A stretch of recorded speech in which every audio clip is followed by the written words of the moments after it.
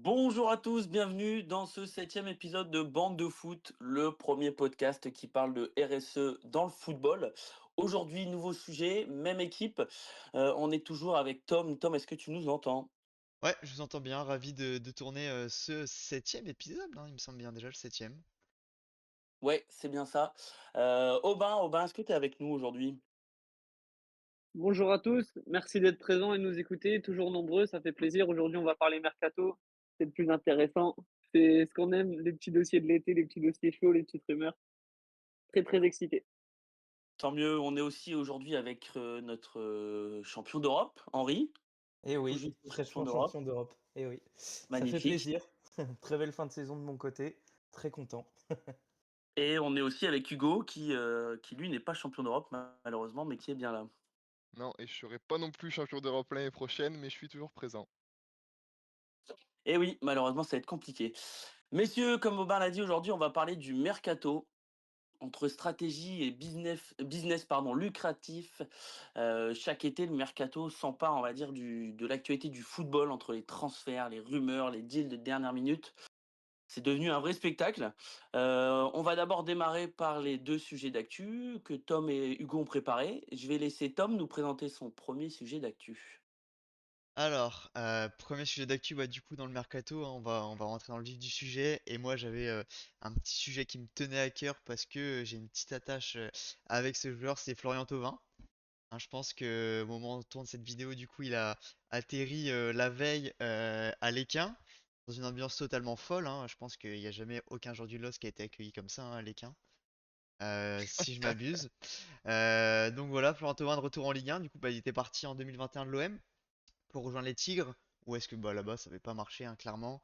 Il s'est un peu relancé en Italie, et, du côté de l'Udinese, surtout avec la dernière saison, avec un bon niveau. 9 buts, 6 passes D en 26 matchs en Serie A. Il est même devenu capitaine de la Udinese, enfin des Udinese, pardon.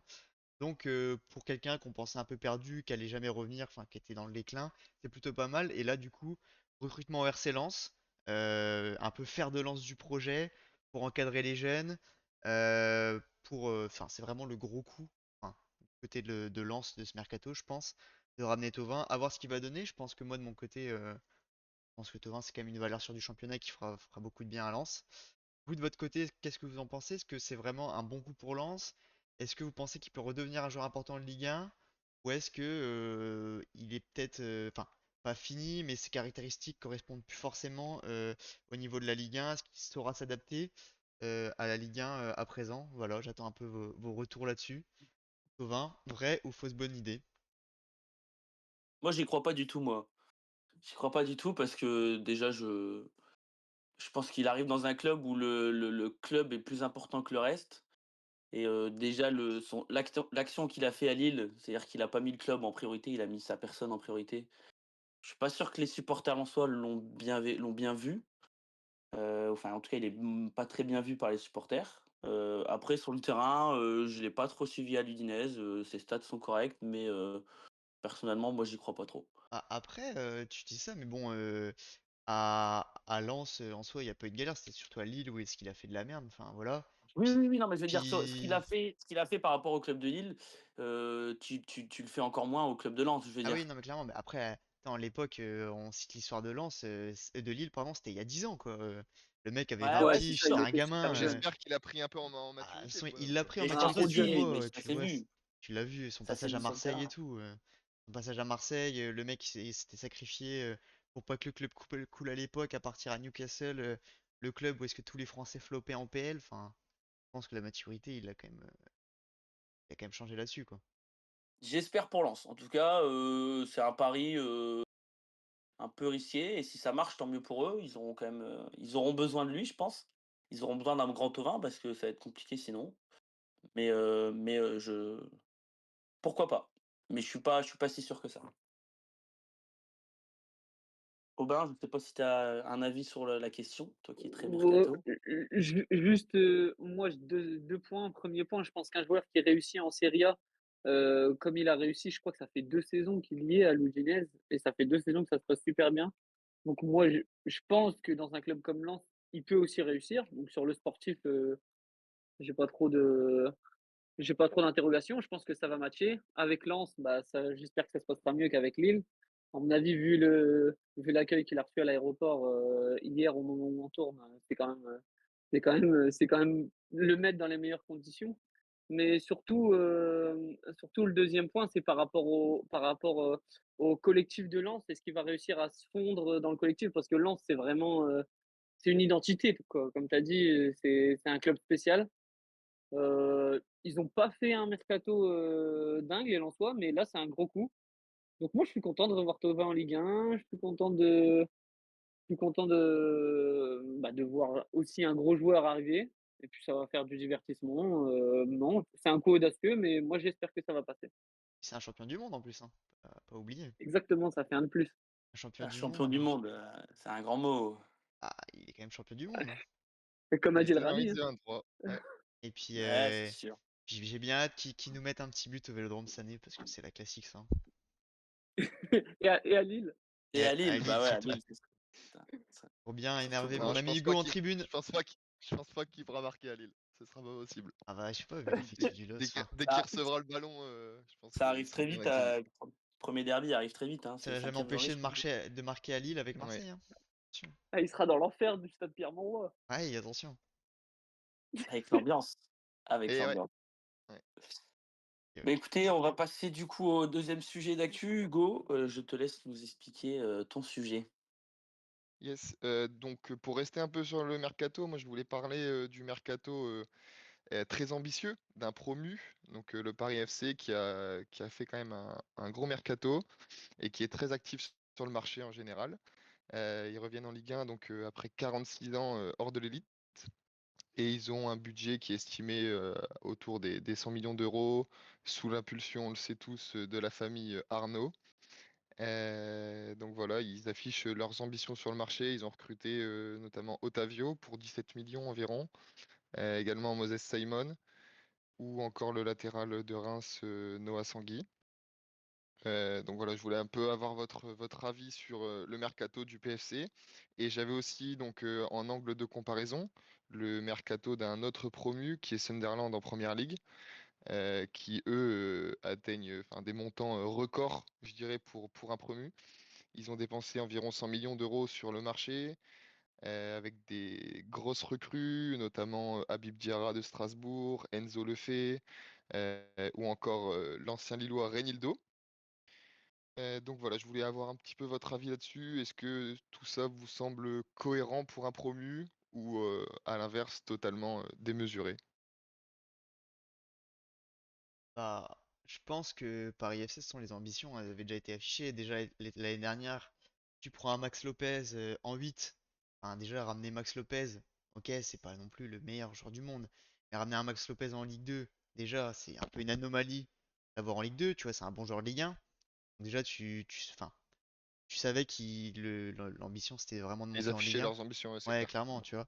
Et puis bah après, le mercato, pour l'instant, est pas dégueu. Otavio, bon, je vais pas vous cacher que je connais pas du tout. Je sais pas ce qu'il vaut. Moses Simon, valeur sûre de Ligue 1. Lui, c'est pareil, qu'il soit resté autant de temps à Nantes, presque une anomalie. Il aurait pu jouer dans un meilleur club Ouais. de Ligue 1, 8, largement. 8 buts et 10 passes D hein, sur la saison dernière, Ouais, donc donc c'est quand même il aurait pu une valeur assez sûre, hein. quelques saisons solides, il aurait pu largement jouer dans un meilleur club de Ligue 1 depuis quelques temps. Sangui, je connais pas. Après, je crois de mémoire qu'ils ont recruté De Smet de Reims aussi, qui est pas trop Ouais, mal exactement. en Ligue 1. Enfin, c'est solide pour la Ligue 1. Il est prêté, il me semble. Il est prêté? Ok, ouais. Et pour comparer à Sunderland, bon, bah, après, voilà, Sunderland, c'est la première ligue, hein, on va pas redébattre. Sans oublier Xhaka au milieu de terrain, super recrue. Enfin, voilà, très solide, Qui quoi. devient capitaine d'ailleurs. Ah ouais, bah, tu vois, ça Qui a m'étonne déjà pas. été capitaine sur le premier match qu'il a joué. Ça Tu m'étonne parles. pas. Mais non, après, c'est incomparable. Mais non, je pense que Paris FC, le but, c'est quand même de finir dans les 10 premiers. Si possible, même accrocher une place européenne. Après, c'est compliqué, parce qu'il y a quand même des bons clubs en Ligue 1 pour être dans les 6-7 premiers. Mais, euh, mais non, solide, solide. Déjà un meilleur mercato que le LOSC et que l'OL, donc pour un promu, c'est pas mal. Et puis c'est pas un recrutement pas réfléchi, on va dire. Ça reste assez logique. C'est pas des joueurs pas connus. Je pense que ils ont une cellule de recrutement qui est assez compétente et qui recrute, on va dire, logiquement. Sunderland peut-être un peu moins où là c'est vraiment ils prennent des joueurs. parce qu'ils veulent essayer d'accrocher l'APL qui est très difficile. Ça fait penser un petit peu aussi à Nottingham Forest, qui a 1 an ou 2 ans avait fait aussi un super mercato. Ouais. Qui a bien Et au réussi, final, hein. Ouais. qui Ouais, a cette année, ça a bien qui avait marché. réussi, ouais, qui a marché, mais voilà, c'est des sommes que, Que on personne peut peut pas mettre bah, voilà, on peut pas en Ligue 1. comparer non plus, Après, tu Ouais. peux pas comparer, déjà juste à prendre les droits TV, c'est pas du tout les c'est mêmes, ça. enfin, pas les mêmes proprios, ça a rien à À voir. voir. J'espère que le projet est réfléchi et qu'il y a pas une descente Ouais. directe. Puis il y a de ça, puis J'espère genre, pas, je pense pas. pour finir, enfin, il y a aussi le fait que Paris FC, ça fait tellement d'années qu'ils sont dans les divisions inférieures, bah 46 ans, je crois, t'as dit Hugo. Et en fait, t'avais un effectif taillé Ligue 2, voilà. Et en fait, t'es obligé de changer beaucoup de joueurs. C'est pas comme les clubs qui font la navette entre Ligue 1 et Ligue 2, qui Oui, arrivent oui, à oui. conserver Ouais, quelques joueurs et Oui, oui, et puis exactement. ils viennent de changer de propriétaire aussi, c'est aussi ça Ouais. qui fait donc, que ça fait un tout et t'es obligé de te remodeler totalement ton effectif, hein, pour le Non et meilleur. puis vas-y Aubin, je t'en prie. Non, juste sur le Paris FC, parce que moi j'ai eu la chance d'aller les voir jouer, parce que comme j'habite Dunkerque, j'ai pu voir quelques matchs, dont le Paris FC. Paris FC, déjà dans le jeu, l'année dernière, c'était la meilleure équipe de Ligue 2. Il n'y avait rien à dire. Mais vraiment, c'était au-dessus de tout le monde. Ils n'ont pas eu la réussite. Enfin, ils ont dû passer par les bas. Non, pas par les barrages, ils ont fini deuxième, pardon. Mais franchement, pour moi, dans le jeu, c'était la meilleure équipe de Ligue 2. Ils ont encore hyper bien recruté par-dessus. Et puis quand on voit le mercato, moi j'y crois à 100%. Et je vais même paraître un peu, peut-être un peu choquant, mais pour moi le Paris FC c'est top 10.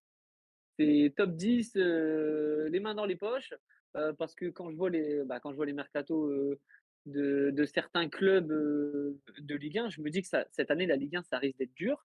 Et pour eux, qu'ils ont des nouveaux joueurs, qui sont frais mentalement, ils viennent d'arriver, ils lancent complètement un nouveau projet avec l'appui de la famille Arnaud. Moi, je le vois bien marcher ce projet. Après, je ne dis pas qu'ils vont finir européens, mais pour moi, ouais, un ils top vont 10, je peux y croire, c'est ce que j'allais Ouais. dire, ouais, mais moi je les vois ils pas vont pas européens, hein. Européen, Il y a ça va être trop de dur monde quand même. devant. ouais, Ouais. non, mais top 10. Après, ça fait du bien à la Ligue 1, moi je trouve, hein, quand même. Exactement, Parce que ouais. voilà, avoir des nouveaux investisseurs comme ça, des nouveaux clubs qui arrivent, c'est toujours une bonne chose. Puis quand même, il y a quand même des gros noms autour du Paris FC. T'as Jürgen Klopp, t'as quand même sa famille Arnaud et Red Bull. Bon, c'est quand même, tu vois, c'est pas mal et il y a un investissement sur le long terme. Pareil également, moi je vois un top 10, je vois pas d'Europe première saison, mais bon, c'est intéressant. Quand tu vois les Non, gros mercatos que font certains clubs de Ligue 1, je pense notamment à l'OM. Let's Euh, go! ouais. Ah ouais, non, mais faut pas leur cracher dessus quand ça travaille bien. Bon, voilà. Après, le but, enfin, comme on avait déjà discuté en off une fois, mais c'est juste de pérenniser le club dans le top 3 de Ligue 1. Enfin, genre, là, il y a un tournant en Ligue 1 où si tu t'accroches pas le virage, enfin là, d'autant plus que Marseille ont la possibilité d'accrocher le virage, faut l'accrocher et juste assurer tes arrières pour quelques temps, Mm. quoi. puis Bah, ce qui est aujourd'hui, aussi cool, pour rebondir sur le Paris FC, c'est que ça fait un deuxième club, parisien. Quand avec tu un nouveau compares, derby. avec un nouveau derby exactement et quand tu compares aux autres ligues, par exemple la Première Ligue ou encore l'Espagne, bah, en Première Ligue, tu as, 5 ou 6 clubs de Londres, en Espagne, tu en as 2 aussi. Donc c'est intéressant, quoi. C'est sûr, ça va changer. J'espère qu'Henri, t'es prêt pour le premier derby contre le Paris Ah, FC, que tu n'auras pas trop peur non plus. après, la Il y famille a Arnaud encore de... est très grand supporter du PSG de base, donc bon, je me fais pas trop de soucis. Ils sont pas là pour embêter le PSG pour l'instant. Ça devrait Mais aller. écoutez, ouais, bah écoutez, on suivra attentivement la saison du Paris FC cette année et puis on en tirera des conclusions en fin d'année. On va passer du coup au sujet RSE de ce jour. Donc on va parler du mercato. Plus sérieusement, on va rentrer aussi dans la stratégie sportive et le business. Qu'est-ce que ça engendre? L'histoire aussi du fair play financier, ça sera d'ailleurs notre premier sujet. On sait qu'aujourd'hui, le mercato, c'est devenu aujourd'hui un coup de com énorme pour les clubs, aussi un moyen de vendre, d'acheter, de prêter des joueurs. Ça, c'est la partie, on va dire, la partie classique du mercato. Donc, c'est pour ajuster leurs effectifs. Mais on a vite compris aujourd'hui que c'est devenu aussi un levier pardon, économique majeur pour les clubs, pour les agents aussi, et même pour les investisseurs. Aujourd'hui, ça pose beaucoup de questions sur le respect des joueurs, sur les inégalités entre clubs et sur la cohérence des projets sportifs. Quand on dépense, par exemple, 150 millions sur un joueur qui derrière n'apporte pas satisfaction au niveau sportif. Il y a beaucoup de questions à propos de ça, aussi sur le choix des joueurs qui aujourd'hui n'est plus trop mis en avant. Donc on va parler de tout ça. Donc je vais vous poser cette première question et je vais laisser Henri et Aubin nous donner leur avis sur le fair play financier. Qu'est-ce que vous en pensez? Est-ce qu'aujourd'hui c'est un outil efficace pour assainir le football ou est-ce que c'est un système qui renforce encore plus les inégalités entre clubs? On a des clubs ultra riches, comme Manchester, comme Paris, comme Bayern de Munich, comme le Real. Et on a des clubs qui, à côté, essayent de survivre, qui ont du mal, et qui, malheureusement, pour certains même, coulent, comme Saint-Étienne en France ou d'autres. Qu'est-ce que vous pensez aujourd'hui de cette règle du fair play financier et comment vous la voyez sur les prochaines années? Bah, je pense, moi je suis plutôt pour déjà le fair play financier ainsi que la multipropriété des clubs. Mais en fait, tout simplement, un club de foot, ça échappe pas aux règles. C'est comme une entreprise, il faut une certaine pérennité économique. Ce fair play financier-là, voilà, il va l'apporter. Ce qu'on a vu pendant très longtemps, des clubs dépenser de l'argent qu'ils n'avaient pas. euh, et on voit les conséquences aujourd'hui. Moi, je pense sincèrement que le fair play financier, c'est une bonne chose. Puis, niveau équité, on va dire, ça remet un peu les compteurs à zéro, on va dire, même si forcément il y aura toujours des clubs plus riches que d'autres. Et concernant la multipropriété, moi je trouve ça donne quand même des opportunités. Bah, on le voit aujourd'hui, hein, il y a pas mal de clubs. En fait, le centre d'entraînement est devenu énorme avec en fait des joueurs qui transvasent de club à d'autres d'un même groupe. Et en fait, moi je trouve ça franchement pas mal. Juste pour répondre, premier point sur le fair play financier, moi j'ai un avis complètement contraire à celui d'Henri. Pour moi, le fair play financier, c'est pas que ça sert à rien, mais en vrai, ça sert pas à grand-chose. C'est juste, c'est juste de la poudre qu'on nous jette aux yeux parce que au final, quand j'ai regardé un peu l'historique, quel club a été pénalisé réellement par le fair play financier? J'ai en tête, j'ai Manchester City qui prend qui prend une pénalité de 30 ou 40 000 euros, mais pour eux, c'est rien du tout. Le PSG en a pris une l'été où ils avaient investi je ne sais plus combien. Mais au final, comme tu as dit, Henri, les clubs qui ont de l'argent, ils vont toujours trouver un moyen d'investir. Donc, pour moi, c'est juste une fausse. Enfin, non, disons que c'est une règle qu'on peut facilement contourner pour les clubs qui ont de l'argent. Et au final, c'est une pseudo-égalité entre les clubs qu'on veut nous vendre, mais je suis pas sûr qu'elle soit si réelle que ça. En tout cas, dans l'historique, ça a jamais empêché, par exemple, le PSG d'investir 222 millions d'euros sur Neymar. Bah, le fair play financier, il a joué en rien. Quand on regarde, nous, en France, notre exemple en France, l'instance qui représente le fair play financier, du coup, ça va être l'UNFP, la DNCG, etc. Ils ont jamais rien bloqué. Ils s'occupent des clubs et quand il y a des problèmes financiers, ils essaient de les recadrer, comme Lyon actuellement, en ce moment, on en entend beaucoup parler, mais ils n'ont jamais empêché un club d'investir. Même l'exemple du transfert de Nuama à l'époque, avec les magouilles de Textor, bah, tout le monde connaît, ils l'avaient acheté via Molenbeek, ils l'avaient prêté à Lyon, etc. Alors que normalement, c'est totalement interdit. Bah, au final, ils l'ont accepté. Donc pour moi, c'est juste une fausse règle, quoi. C'est pour faire bien et c'est pas vraiment mis en place. Alors que si on le mettait vraiment en place, bah, il y aurait beaucoup plus d'égalité dans le foot. Et après, sur la multipropriété, je vais pas m'inventer un avis. Je suis supporter lyonnais. Le coup Textor qui a mis mon club dans l'eau et qui est encore en train de le mettre parce que là, j'ai vu la dernière info, c'est qu'ils réclament 70 millions d'euros pour tous les joueurs qu'ils ont navigué de Botafogo à Lyon. Bah, ça nous fait mal. Ça rend mon club encore plus pauvre qu'il ne l'est. Et surtout ça désunifie tous les clubs entre eux, ça crée des problèmes, ça crée des rivalités. Tout ça pour, les, pour que les riches puissent continuer à s'enrichir en faisant du business à travers les joueurs, les clubs, même les agents, comme tu as dit, qui prennent des grosses commissions pour chaque transfert. Donc, donc la Mais est-ce multipropriété, j'aimerais que ça s'arrête. Et justement, par rapport au fair play financier, est-ce que tu penses qu'il y a pas un problème d'efficacité? Bah si, Est-ce que mais c'est pas. justement on n'est pas assez dur parce qu'il y a des c'est aujourd'hui, c'est très facile de le contourner. Il y a Bah des oui. clubs qui vont utiliser des sponsors, des clubs satellites comme tu le disais Mm. sur la multipropriété ou des trucs comme ça. Aujourd'hui, c'est trop facile, mais est-ce que du coup, il faudrait pas le durcir pour vraiment Alors, faire comprendre qu'il est là pour oui, réguler, on va dire, ce marché? mais le seul problème, parce que ça, c'est la solution, ce serait de le durcir. Le seul problème, c'est comment? Parce que j'ai l'impression que ces gens-là, les gens propriétaires de plusieurs clubs, et cetera, ils vont toujours trouver un moyen.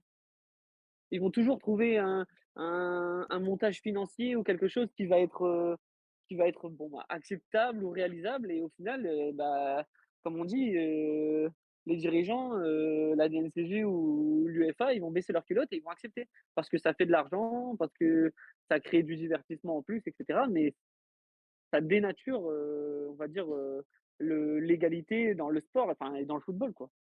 Mais le problème, c'est qu'aujourd'hui, si tu enlèves imaginons tu durcis un petit peu, le fair play financier, on va prendre Ouais, l'exemple de la France avec le ouais, PSG. ouais, Imaginons, le fair play financier depuis les années de déjà si on l'avait mis un peu plus tôt, qu'est-ce que est-ce que tu crois qu'aujourd'hui la ouais, le comment dire? La Ligue sur 1, une ouais,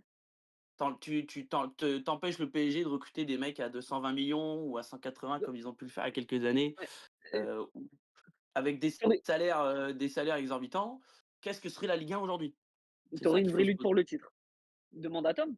Tu aurais une vraie lutte. D'accord, mais est-ce que tu aurais, l'attractivité que tu as aujourd'hui grâce au PSG? Et moi, ça m'embête de le dire, mais je pense que ça joue quand même énormément sur les joueurs qu'on a eu dans le championnat. D'ailleurs, on l'a vu l'année dernière où on a plus de joueurs quasiment dans le championnat et plus de gros joueurs, plus de stars et les droits TV s'écoulent, enfin se décou de comment dire? C'est S'écroulent, cool. pardon. Ouais. Pardon, excuse-moi. Et du coup, où on en est et où on va être dans 2 3 ans si on a plus cette attractivité comme on a pu l'avoir. Moi, je me dis que si tu as plus les stars, mais que tu as une vraie compétition où ça, tous les clubs luttent, on va dire, avec les mêmes armes. Bon, après, le PSG, on peut pas lutter, mais à peu près, on va dire. Et s'il y avait le fair play financier, ce serait beaucoup plus équitable et on aurait une vraie compétition de A à Z avec une vraie lutte pour le titre, enfin, des places européennes beaucoup plus disputées encore que ça. Et je pense que, en fait, l'attractivité sportive passerait sur l'attractivité, on va dire, médiatique des fameuses stars qu'on a eues au final, qu'ils ont fait 2 ans ou 3 ans en Ligue 1 et qui se sont barrés. Ça nous aura apporté quoi? La vente des maillots? Non. D'accord, ouais. Ouais, Comme moi, j'allais ouais. justement te poser la question par rapport, à la compétitivité, on va dire, du championnat. Parce que Marseille, aujourd'hui, pour moi, c'est la seule équipe qui se rapproche le plus du PSG, dans le projet, dans l'effectif, tout ça. Heu, est-ce que toi, aujourd'hui, c'est quoi ton avis sur le sujet? Est-ce que ça te pose problème? Est-ce que tu voudrais que ça soit un peu plus régulé? Ah, Qu'est-ce que tu en penses? en vrai, en vrai, je pense que dans tous les cas, tu peux pas le réguler. Et puis, genre, enfin, moi, enfin, je sais très bien enfin, on recrute pas pour concurrencer le PSG. Si pour X ou X raison dans la saison, on arrive à être serré avec eux, bah oui, ok, c'est cool. Mais honnêtement, je me fais pas de grands espoirs là-dessus, tu vois. Enfin, je sais très bien que dans tous les cas, le PSG, tu peux pas les atteindre. Enfin, c'est les champions d'Europe en titre en plus. Enfin, tu pourras pas les atteindre. Là, Marseille, ce que j'attends, c'est juste de se qualifier maintenant tous les ans en Ligue des Champions.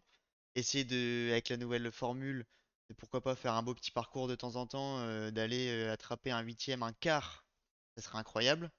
Mais, euh, mais après, pour le reste, non. Genre, on n'est pas là pour concurrencer. Tu peux pas concurrencer le PSG. Après, est-ce que tu peux limiter le PSG? Je sais pas, enfin, tu sais que c'est comme ça et en vrai, vu qu'ils génèrent pas mal de revenus à côté sur le marketing, etc., bah dans tous les cas, leurs revenus, ils peuvent justifier leurs dépenses, tu vois. Donc, euh, donc, non, enfin, tu peux pas réguler, tu vois, limite, tu vois, le PSG, au final, oui, il y a quelques années, je dis pas, c'était complètement démesuré, c'était n'importe quoi. L'été où ils te ramènent Neymar Mbappé et tu claques 400 millions sur 2 joueurs, ouais, c'est n'importe quoi. Là, actuellement, la politique du PSG en soi, elle est pas abusée. Oui, ok, eux, ils peuvent se permettre de claquer 70 millions sur un Gvara en plein hiver, mais par ça, regarde cet été, ils ont recruté personne et ils vont peut-être prendre. Bon, après, ils ont un 11 qui est très propre et avec très peu de changements à faire, mais, mais derrière, ouais, ça parle du défenseur ukrainien, la Zabarny. Mais, Ouais. mais après, c'est pas déconnant, tu vois. Genre, limite, je trouve un club comme Chelsea, c'est 10 fois plus abusé, tu vois. Enfin, Oui, ok. on parle Et pas de Chelsea, mais voilà, quand tu vois leur mercato, je crois que c'est 49 joueurs recrutés sur les 3 dernières saisons. J'ai cru voir ça. N'importe quoi. Et notre supporter parisien, qu'est-ce qu'il en pense du fair play? Parce que lui, je pense que ça l'a Bah, peu moi, je pense, arrangé, qu'il soit pas trop dur avec lui. ouais, après, bon, Neymar, Mbappé, tout ça, enfin, on va dire cette période du PSG où tu avais Neymar, Mbappé, Messi, c'était pas la plus belle période en tant que supporter, hein. C'est quasiment les moments où on a eu les pires résultats, on va dire, en termes d'investissement et ce qu'on a pu voir sur le terrain sous QSI. Mais après, moi, je trouve ça quand même. Je trouve qu'il y a une tendance en Ligue 1 qui est à l'investissement pour certains gros clubs. Pas sûr que Marseille aurait fait les investissements qu'ils font aujourd'hui si le PSG avait pas été là depuis quelques années. Moi, je pense qu'il y a quand même une vraie euh, envie de se rapprocher du PSG et aussi de cette pérennité sur le podium de Ligue 1 pour Marseille. Et quand tu vois un Paris FC qui arrive en claquant 100 millions sur un mercato, les dépenses actuelles de l'OM sur le mercato, tu te dis que bah ouais, quand même, ils cherchent quand même à se rapprocher. Et bon, bah moi je trouve que c'est pas mal. Même si forcément, bah, le PSG reste au-dessus en termes d'investissement, etc. Mais c'est normal, on joue la gagne en Ligue des Champions. Enfin, tu regardes les autres clubs qui se battent pour la gagne en Ligue des Champions, ils dépensent aussi sur le mercato, hein, bon, voilà. Et moi, je pense que à force, si les investissements continuent à arriver sur des clubs de Ligue 1 et qu'ils continuent à dépenser et faire des mercatos intéressants, ça ne peut rendre que le championnat plus intéressant par la suite. Et on sera un petit peu moins Farmer League, on va dire. Ouais, c'est sûr que ça peut un peu changer les choses. On avait parlé notamment aussi de la santé mentale des joueurs. Il y a toute une question aussi derrière de l'éthique. On en avait parlé sur le choix aujourd'hui n'est plus trop donné aux joueurs. C'est surtout les clubs qui décident, c'est les agents. Et malheureusement, c'est un peu comme je disais, le levier économique qui prend le dessus. Ça, il y a tout un sujet aussi là-dessus et on pourrait en parler des heures à propos de ce sujet-là. Ce que je vous propose, messieurs, pour terminer, c'est un petit quiz, un petit jeu, comme on a pu le faire sur certains épisodes. C'est très simple, à tour de rôle, les 20 transferts les plus chers de l'histoire. Vous parlez chacun à votre tour et celui qui se trompe, il est éliminé. On démarre par Tom. Tom, Henri, Hugo, Aubin, ça vous va dans ce sens-là? Allez, Vous avez Allez, les 20 transferts, je les ai sous les yeux et je vous écoute. attends, c'est quoi la question? Alors, bah, les 20 transferts les plus chers de l'histoire. Et tu me donnes un joueur avec son changement de club. Et si t'as aussi Changement de club. le. Ok, bon bah je commence, elle est simple. Neymar, Barça à Paris. Ouais, pour 222 millions d'euros à l'été 2017. Et Ensuite, deuxième, du coup, Mbappé de Monaco vers le PSG pour 180. yes, en 2017 aussi, le même été. Ouais. il faut à chaque fois donner le club de Le départ et mieux, d'arrivée et au le moins que montant. t'arrives, si tu arrives à avoir le transfert, oui, ce serait bien, oui. Ok, bah je vais faire Eden Hazard du coup, quand il est parti de Chelsea Oui, au Real, pour une oui. centaine de millions, je pense, un truc du genre. 120,8, là j'ai sous les yeux. Donc ça, c'était été 2019. Il est huitième du classement, Eden Hazard, à 120 millions. D'accord. Aubin, Il y a forcément Cristiano Ronaldo, Real Madrid, Manchester United, Real Madrid, je crois que c'était, je sais plus combien c'était, je crois que ça devait être 85, 90 à l'époque, alors, non? est-ce qu'il est dans les 20? Ah, je suis même pas Ah, sûr Oui, qu'il y soit encore, si. oui, il est. Moi, je pense qu'il l'est, mais Il plutôt doit être bas, hein. Real vers Ouais, le Juventus. Real Juve, il est plus haut. Alors, il est transfert, on va dire, Manchester United, Real Madrid, c'est celui-là dont tu ouais, parlais, Aubin, ouais, en 2009. ouais, 94 millions, il est 20e. ouais, Ah, tu vois. bah oui. Oh, j'ai de la chance. Combien? 94. Ok, 94. on a le cut, on a le cut. Ok, 20e, 94, c'est le 20e. Voilà, donc Ok. ok. Ouais, c'est il bon. faut aller chercher au-dessus. Et du coup, bah, Tom, vas-y. Allez, Coutinho, Liverpool au Barça, ça doit être le troisième, je pense. C'est Coutinho. On était Coutinho. Oui, je crois que c'est le troisième. Ouais. Non, c'est le Ce quatrième. qui est Ah, terrifiant il d'ailleurs. y en a un troisième? Quatrième. Il y en a un juste devant. Coutinho, et d'ailleurs qui a pas vraiment réussi, on va dire, au Barça. C'était assez compliqué. Donc à l'été 2018 pour 135,5 millions. Ok. Je Henri. pense, ouais, je pense à une autre recrue du Barça qui est un petit peu floppée. J'en ai même deux en tête. Je vais dire Antoine Griezmann. Oui. Antoine Griezmann, pardon, elle était, c'est après la Coupe du Monde. Non, en 2019, pardon. L'année juste après, pour 120 millions, qui est 9e du classement. Hugo, Moi, je vais parler d'actualité. Florian Wirtz, Florian il est à Wirtz, Liverpool. qui est 3e du classement avec 137 millions, qui est donc le transfert le plus cher de l'été. À voir aussi ce que ça va donner, hein. Je sais pas votre avis là-dessus. Ouais, Il a Liverpool, fait, c'est un recrutement de fou, hein, donc moi, je Ouais, pense que ça va concurrencer avec le ça PSG. devrait- Et c'est un aussi en club qui première ligue, devrait lui aller. il va y avoir de gros chocs, je pense, entre Arsenal, City et Liverpool. Ça va être à suivre aussi, cette équipe de Liverpool. Aubin, est-ce que tu en as un? Je suis pas sûr du tout, mais je vais tenter. Harry Kane, quand il passe du Tottenham au Bayern, je crois que c'est 100 millions. Alors Harry Kane, Aubin, est-ce je crois que qu'il est c'est ça. là-dedans? Harry Normalement, c'est Kane, ça. il est 18e, Aubin. Yes! Ah, il va chercher dans les bas-fonds Justement. du classement. Ouais, dès qu'il commence à 100 chercher millions, loin, bah là. ouais, voilà. En 2023, ouais, 100 millions au Bayern. Je pense qu'ils n'en ont pas eu pour leur argent. Pas tant que Ah non, ça. pas encore, pas encore. Après, on sait Euh, pas. mais bon, c'est peut-être pas fini pour lui. Avec son premier titre en 2025, hein, quand même. Il n'avait jamais gagné, jamais remporté un seul titre, que ce soit à Tottenham et sur les 2 premières années. Il l'a gagné enfin l'année dernière, à 31 ans. Il est pas si vieux que ça, Harry Kane, hein, 31 ans. Tom? Bah du coup, j'ai piqué celui qu'Henri avait en tête, Ousmane Dembélé de Dortmund au Barça. Exact. Pour 135 millions, qui est 5e quand même, hein. Pareil, ça a été compliqué, hein, pour Dembélé au début. Ouais. Aujourd'hui, on va dire qu'il peut il les vaut aujourd'hui, avec la saison Ah, c'est qu'il le a meilleur faite. joueur du monde. Il va gagner le Ballon d'Or. Pas vrai, Tu les penses? amis? Ouh. Ouais. Moi, ça Ouais, m'arrangerait qu'il le donne à Vitinha quand même. Bah pourquoi ça? Parce que j'aimerais bien, parce que déjà, je trouve qu'il a fait une super saison, que c'est un joueur qui est là depuis 2 ans, qui est vraiment dans le projet. Et c'est un milieu de terrain, et personnellement, moi, je préfère. Ah, c'est sûr, hein. Il le mériterait tout Mais autant, ils comme le un donneront pas, Hakimi. évidemment. Hakimi pourrait le gagner aussi, je pense, mais voilà.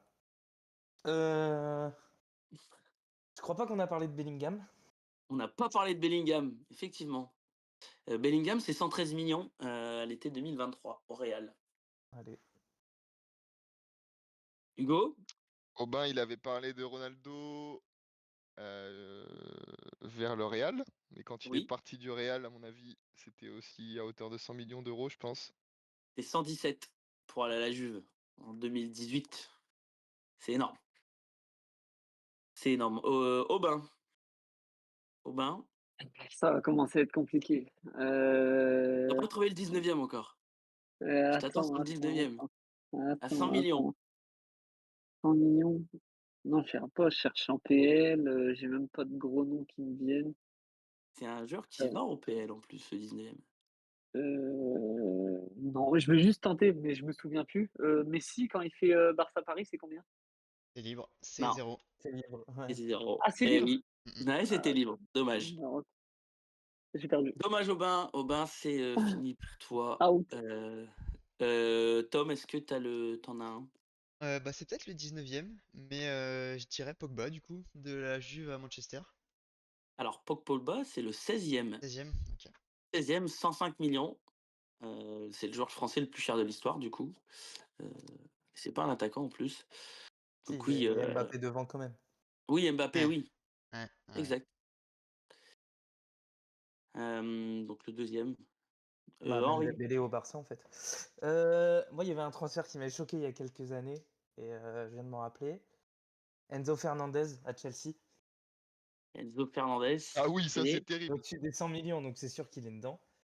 Alors Enzo Fernandez, c'est même Ouais, le 7e. ouais, C'est c'était le dans les 7e à 120 au moins. 121 Ouais, millions c'est ça. d'euros. c'est tellement Ah choquant. ouais, du coup, j'en ai un autre en PL en pensant à des joueurs comme ça. Caicedo. Ouais, pareil, c'est Ah, la il est même dedans, chose. putain. C'est 116, Ok. 116 millions à l'été 2023. Je vais en tenter un, mais du Alors il coup, doit... moi je vais en tenter un, mais je suis pas sûr qu'avec les bonus ça passe et tout. Et j'aurais dit Ekitike. Non, ça Ouais, passe pas. ouais, avec les bonus, Ça passe ça pas. Je monte à crois que c'est 80. 80, c'est 80 sans bonus ou enfin ouais, Ouais, un c'est truc comme ça, ça. et 15 de bonus, ouais, du coup ça passe pas. Ok, bon bah. Alors il nous manque le 19e à 100 millions, il nous manque le 17e à 101 millions. Henri, t'en as un? Mais il nous reste plus qu'Henri et Hugo du coup.